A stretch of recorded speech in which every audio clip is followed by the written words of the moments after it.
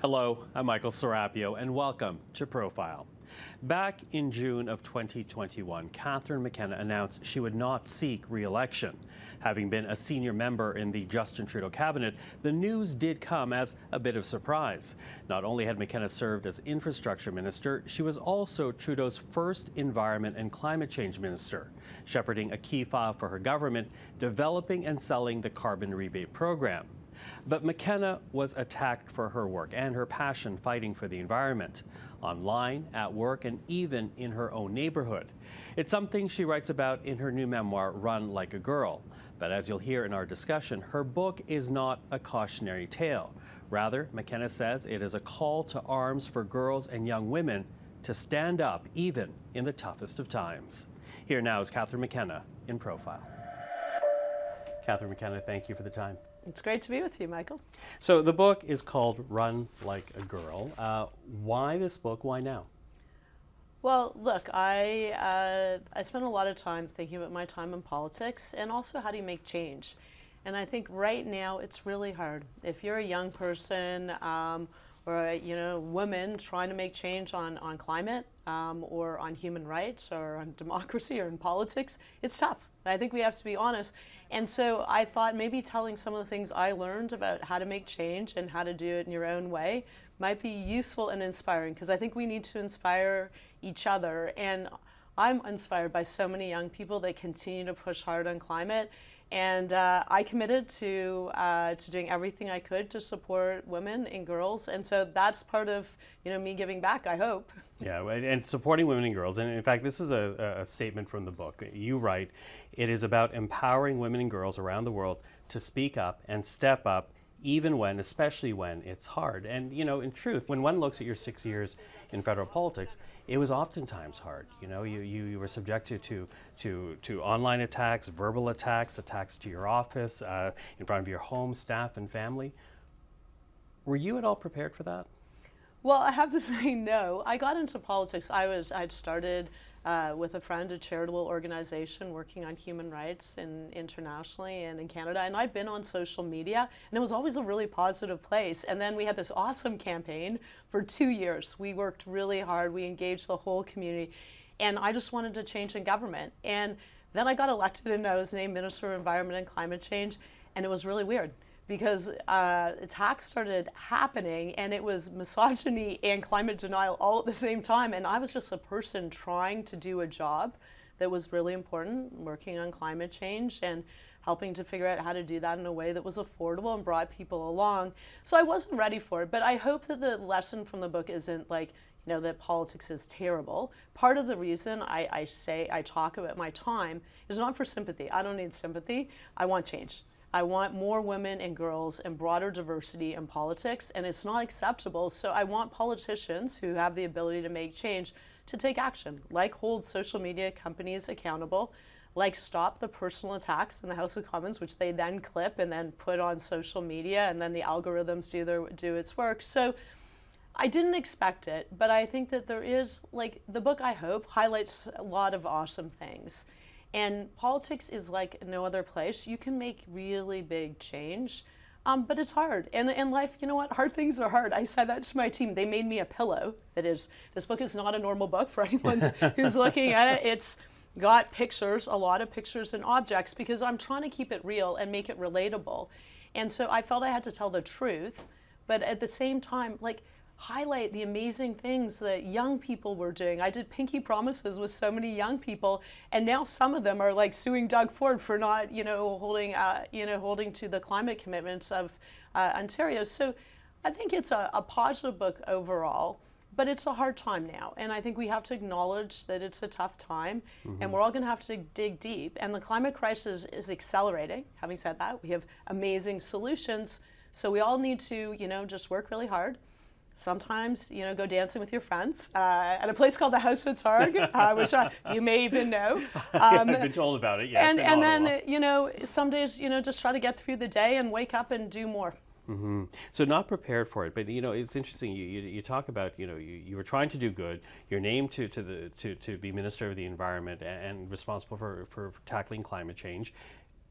And through the attacks, it occurs to you that there is a connection between environmental, I guess, opposition and misogyny. What is that connection? Well, it's interesting because I have a lot of friends, female politicians or climate scientists, and I know a lot of female journalists get it too, are these attacks. And at the root, I mean, I was called Climate Barbie, and my kids kind of laughed. They're like, oh, who cares? And meanwhile, I was like, no, that's actually to be condescending, and it's to belittle me and to make it seem like I actually don't know what I'm doing. And then at the same time, it had like a climate denial aspect. And like, you know, there are, you know, people that are worried about their jobs and what the transition's going to look like. But a lot of this was not that. A lot of this was organized. And it was organized by people who did not want to see climate action. It was organized by rage farming outlets that would pick on progressive politicians. There was an analysis of my Twitter feed and actually found that there was like an organized campaign promoting violence against women in politics. So these are, it's really strange. And I'm a feminist. I'm a strong woman, but every day I just woke up to try to do my job as Minister of Environment and Climate Change. So that was bad. And I think that's part of the reason I call it out, because it's not okay. Because I have people who say, women who are amazing, and they say, I don't want to go into politics because I saw what you went through. And that's not okay, because I said I would support more women in politics. So we're going to have to get change here, and I think we're going to have to hold folks accountable, politicians accountable, social media companies accountable, and we need to take security seriously when it comes to politicians' safety. Yeah, well, let me pick up on that point because, you know, I was in media at the time. I was covering you. We spoke a couple of times when I was working for another network. And it was clear that you were subjected to a lot of attacks online. And then comes 2019. And someone vandalizes your constituency office here in Ottawa. They spray paint the C word on your office window. And I do wonder, what kind of support did you get? Or was the response, well, you're a politician, suck it up? Well, I would say the community of Ottawa Centre was appalled. And actually, look, I think Canadians are generally appalled by that. And I mean, it's weird because it was so much media attention. And that morning, it was one of the few mornings I was able to walk my son to school. And he was in grade 6. So he was his last year that he probably wanted to be seen with his mom walking to school. And I get this phone call. And someone's written the C word at your office. You got to come because there's so many journalists there, so you have to deal with it. And I walked to my office, see it written on the wall, on the front of the office. And then I walk into all these women who were my volunteers on my campaign. And they are totally shaken. And it was really hard. But then I realized you got to call it out, right? Like, I'm a pretty tough person, and so I just decided that the more we talk about this and remind Canadians, like, this isn't okay, I think that is one of our most robust defenses against what's going on. Now, unfortunately, it's worse, and I would say the politics in the U.S. And the extremism and the hate has really come up. So unfortunately, I think at that time people were quite shocked, right? They were like, why are people doing that? And now it's much more common. I was just talking this week to an amazing mayor in Northern Ontario, and she was talking about the abuse she gets. And unfortunately now, like in my case, it went from online to offline. And that is not okay, because it's not even, like, it wasn't even just about me. Like, sure, I didn't like it, and I worried about my staff members, I worried about my family, but it's also about democracy. But again, at that time, did any of your colleagues reach out to you? Did anybody say you shouldn't be putting up with this? We're going to stand by you. Did you get any of that? Yeah, I mean, I think people did. They, people did. They did say that it wasn't okay. The problem isn't. It wasn't, as I say, I wasn't looking for sympathy. I was looking for action, like action in my case, but just taking this seriously. And I'm pretty blunt in the book. Like, actually, the Ottawa police took it seriously. They actually called it a crime against women, a gender-based crime. They never did find out who did it. But, I feel like the RCMP did not take it particularly seriously. And then there was all these discussions about who was responsible for me, and if I was on the Parliament Hill or if I was in my house or I was at an event. I was like, I'm one person, folks. Like, you guys better figure this out, and you better figure it out for others who are experiencing this. Because I had colleagues, maybe not in such a high-profile way, that had many incidents as well. Mm-hmm. You know, as I listen to you speak, I can't help but think about the disconnect between the symbolism versus the practicality of how things work out. And you know, as we talk about the gender-based violence that you face as a Minister of the Crown, you were also notably a member of the first gender-balanced cabinet in this country's history. The Prime Minister famously saying, when asked about why it was gender-balanced, because it's 2015.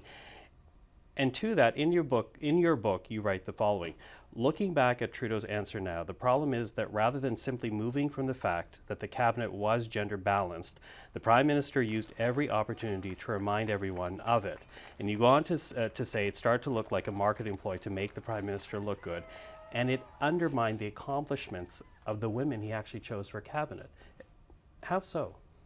Well, that sounds pretty harsh, but the reality is it was great. When he announced that it was going to be a gender balanced cabinet, like, and he just said, because it's 2015, that's like, it's no drama. Let's not talk about it, right? Like, it's just a fact. Half of the population are women. We actually have tons of strong women. But the problem every time, like, we were like, talking about, he talked about, this was a feminist cabinet, and he'd point to this feminist cabinet. Then people would say, okay, well, you're only in cabinet because you're a woman. And then at the same time, I'm getting all this hate because I'm a woman and being called Climate Barbie. I was like, okay, maybe can we just be like a little more like, I'm doing a job and it's hard, and everything doesn't have to be, having a feminist label. Now, I'm a feminist, so I just want to be clear. Like, I'm a feminist, I'm a woman, I support women, but, I think people got tired. And I cared more about outcomes. Like, that's what I was there to do. I was there to do a job, and that was to tackle climate change. And so I think it got exhausting. And when your book club is like, okay, can you stop using the word feminist in your government? Then maybe it's time to, just stop using it and move on. Mm-hmm. You write in your book that it was actually difficult to get Prime Minister Trudeau's attention oftentimes. Despite being a minister in the cabinet, despite being the point person for the government on a key climate policy, it was a hard time getting the Prime Minister's attention. How frustrating was that? Well, I was talking about a specific incident. I didn't try to do meetings with the Prime Minister to hang out. I just actually, in one case, when we were bringing in carbon pricing, and there was a discussion and pushback on making it revenue neutral, all the money going back to people. And for me, that was like critical. I had talked to mostly conservative politicians in Canada, and George Shultz in the United States, Brian Mulroney, like, they said, you better give all the money back because you're using the market mechanism. That's a conservative idea, but do it in a transparent way. And we had folks, in the Prime Minister's office who were like, well, we should do green programs. And I was like, I can't sell it. I can't sell it. We need to just give the money back. And then people can see that they have choices, and they also are getting more money back. And it was me and the finance minister, Bill Morneau, at the time, and we just could not get a meeting. And I think it's important. It's not about his commitment to climate, because I had a lot of support and I had a lot of leeway to do to work on climate. I think it was just a leadership style, but that matters. Right? Like, people are working super hard, and in my case, I just wanted to look in the eye and see he had my back. Like, he had to have my back because this was such a critical policy, and I'd already, had a lot of opposition by conservative politicians, so I knew it was going to be tough. So it was just unfortunate because those things, they erode a team spirit. And I was captain of my swim team at U of T, and we were a really good swim team. And I just think team is a lot in politics. Like, supporting each other, believing to each other, listening to each other, and like, the team captain is the Prime Minister. So it was unfortunate, whatever. In the end, we were able to get it to be revenue neutral and moved on, but it was pretty frustrating. Yeah, and then fast forward, and you were gone by the time Pierre Poilievre became the leader of the Conservative Party, but he successfully wins the leadership and also redefines the carbon tax for Canadians, blames it for the affordability crisis that Canadians were facing. And as I was reading that chapter in your book, I was wondering, had you gotten the support that you were looking for in trying to sell the carbon tax, carbon rebate to Canadians, I wonder if you would have been able to create some barriers or boundaries around the policy that, it couldn't be blamed for affordability. Have you thought about that? I mean, look, the chapter, I'm pretty honest. If you buy my book, you can read the chapter. It's called Hard Things Are Hard. And I think it's my post-mortem on what happened to carbon pricing, because it was a policy that worked. It was a policy where people were better off if you were low income and middle income, so it actually helped with affordability. And at the same time, I mean, there were conservative the attacks were brutal.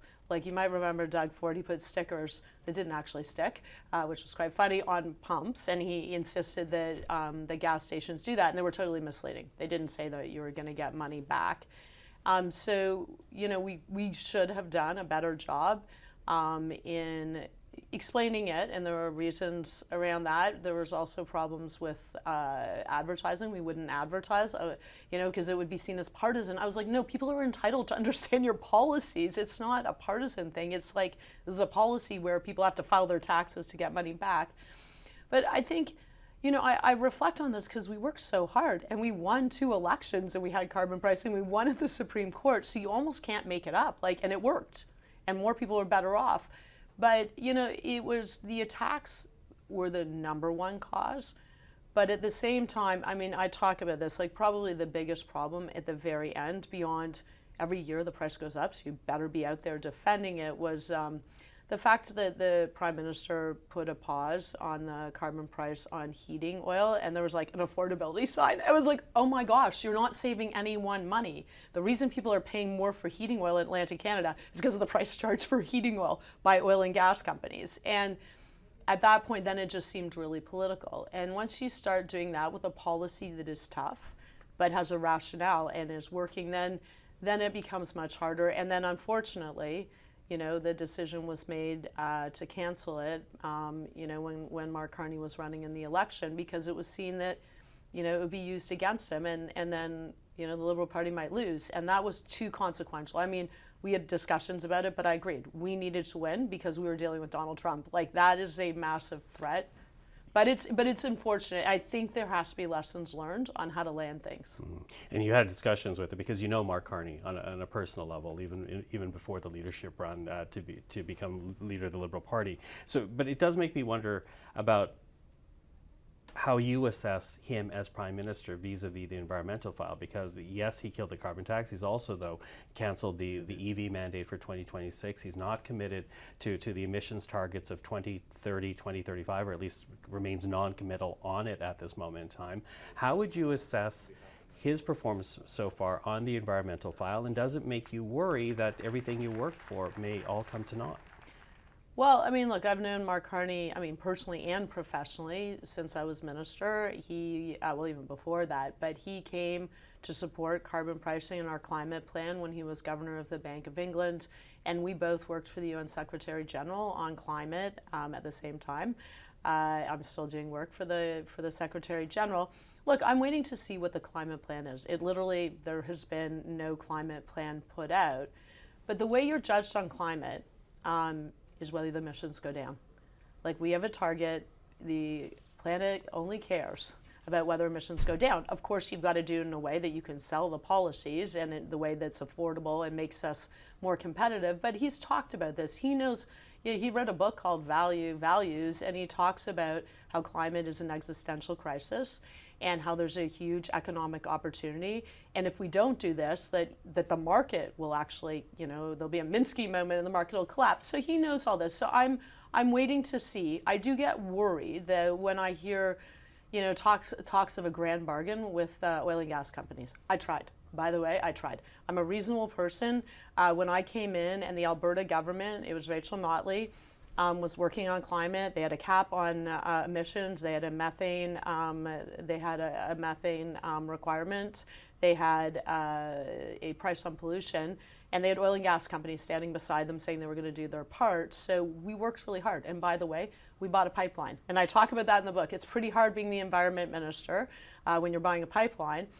But then the oil and gas companies totally misled everyone. They greenwashed. They said they were going to do things on climate. They didn't. The only thing they did was increase their emissions, while they made massive profits largely off of an illegal war, Russia's invasion of Ukraine, and then they didn't put those profits into clean. They gave huge amounts of money and bonuses to CEOs, and then they gave the rest of the money back to shareholders, mostly American.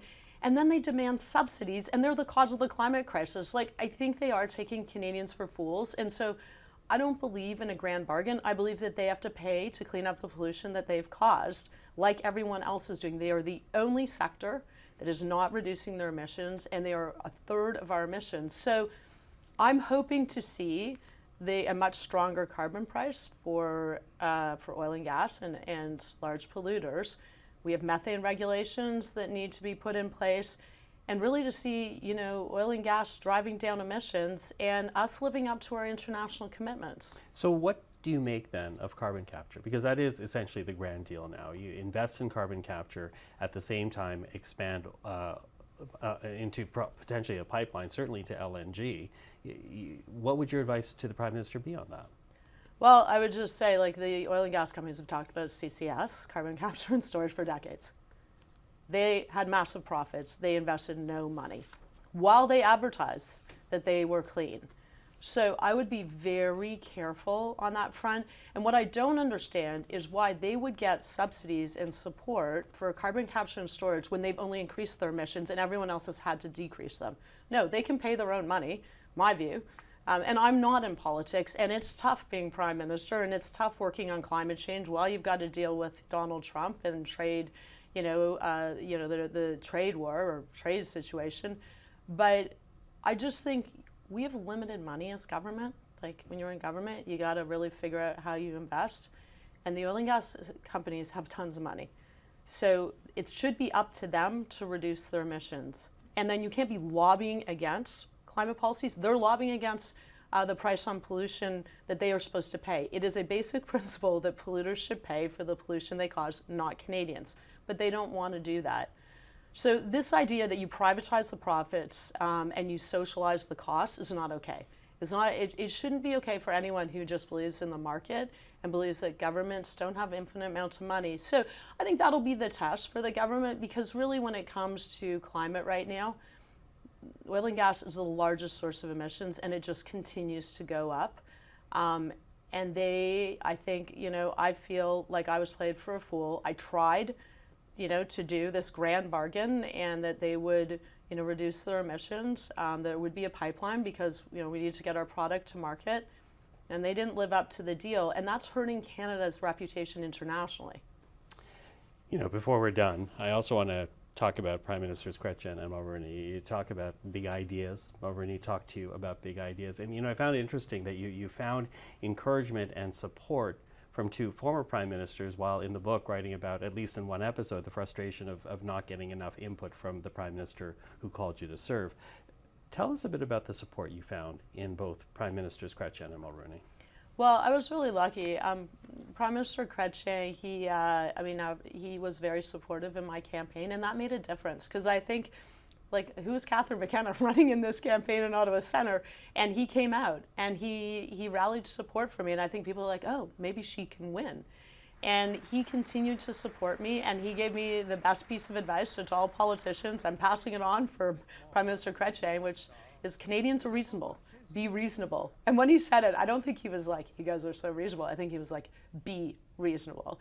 And it's very hard being in politics. So I would often think about that when I would have a particularly tough file. And I would say, okay, I'm going to do this because Canadians are reasonable and they'll understand there are choices to be made. So he's always been extremely supportive, and he's a strong Liberal, and he always came out whenever he was asked to support the government. Brian Mulroney was kind of different. He really was a Green Prime Minister, and he and I, we worked together on a number of things, but I'd looked to him for advice. But he had managed to get the most successful environment treaty ever, the Montreal Protocol, which actually tackled acid rain. So we may remember the hole in the ozone, the hole in the ozone layer, and so it actually made a big difference, his leadership. And so we talked about that because it was the 30th anniversary. And then I asked him, okay, with this guy, the price on pollution, I've been tasked to do that. And he said, you have to go see George Shultz. And, some of your viewers might remember who George Shultz was. He was the Secretary of State for Ronald Reagan, a Republican. So I went and saw him when I was in California, and he said, you got to do revenue neutral carbon price. You got to give the money back. And he said, it's a conservative policy, and people will appreciate it. and you'll be able to tackle climate change and use the market. And so it was just the generosity of people who understood that politics is hard, that it is important to support new politicians. I was a new politician, but who also cared about getting big things done. And that's the point about politics. Like, you're really fortunate if you're in government. I recognize I was super fortunate to being a minister. It was a new file for me. I'd worked on human rights and other issues, but climate, it was like a big thing, and I took it really seriously, and I went for it. Like, I went for it on carbon pricing, and I defended it, and I fought for it, including, figuring out our strategy at the Supreme Court. And I think that that's what they were saying. And Brian Mulroney in particular, he just said, like, that we have to be daring in politics. And you know what? There could be no more important file, to be honest, in the long term, but also in the short term, than tackling climate change. It's an economic issue, it's an innovation issue, it's a national security issue, it's a jobs issue, it's a justice issue, it's an Indigenous issue, it's a health issue, it's an everything issue. And I think we're gonna have to really dig deep. I will do my part outside of government, but I hope that politicians step up and they continue the work we did. We weren't perfect, so have new policies, but you gotta drive down emissions, and we have to be working with the whole world to tackle the biggest challenge we face. You say step up, and that brings me back to the big message of this book. You're calling on girls, young women, to step up. Nobody lives in a vacuum. They know what women in politics face. What do you say to a little girl, a young woman, who wants to lead but is afraid of the repercussions of standing up and stepping forward? I'll have your back. It is hard, but there's so many good people, and I talk about kids in my book, like that we did pinky promises, and they're still working on climate. I'm still working on climate.